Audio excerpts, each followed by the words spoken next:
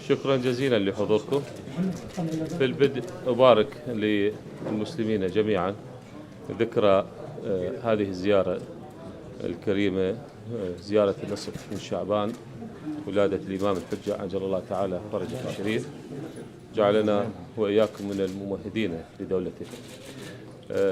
وجودنا اليوم في محافظة كربلاء المقدسة بحضور الوزراء، وزراء الداخلية والنقل ونائب قائد العمليات المشتركة، لمشاركة الأخوة السيد محافظ كربلاء المقدسة وقائد العمليات وقادة الأجهزة الأمنية وقادة الحشد الشعبي الذين يشرفون على الخطة الأمنية والخدمية لمراسم هذه الزيارة. من خلال الاستعراض وشرح هذه الخطط لله الحمد وجدنا تنفيذ بشكل دقيق وتأمين كافة متطلبات الزيارة سواء كانت الأمنية أو الخدمية. اطلعنا على تفاصيل هذه الخطط، وكذلك خطة النقل أيضا جاهزة لله الحمد. لم نجد أي قطوعات في كافة المحاور، مما يدل على انسيابية دخول الزوار. على المستوى الخدمي هناك استنفار لكافة الدوائر الخدمية في المحافظة واستحضارات موجودة. الوضع الأمني مستتب. هذه المحافظة المقدسة من المحافظات التي يؤشر لدينا استقرار واضح للأمن فيها، وإن شاء الله يستمر.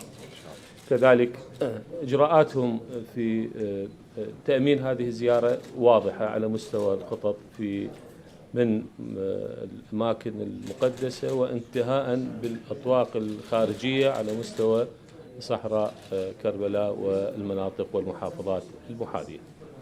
تحدثت مع الأخ المحافظ وكل الدوائر الخدمية أن هذه المحافظة المقدسة تشهد زيارات مليونية، وبالتالي فإن الحكومة تعمل على خطط طويلة الأمد، ابتداء بتشكيل لجنة دائمية للزيارات المليونية.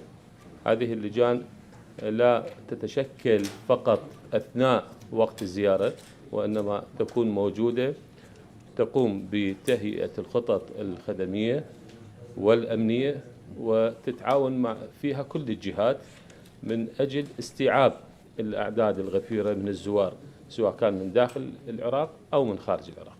اليوم شهدنا تزايد من الزوار من خارج العراق، خصوصا مع التسهيلات اللي قدمناها في منح سمات الدخول في بعض المنافذ، فضلا عن خططنا الخدمية المستقبلية التي سوف تفسح المجال أمام عدد كبير من الزوار من خارج العراق. هذا الأمر يتطلب تهيئة وخطط، وبنفس الوقت أيضا تعاون من كافة الفعاليات المجتمعية والقطاع الخاص الذي هو شريك مساند ومهم في إنجاح هذه الخطط.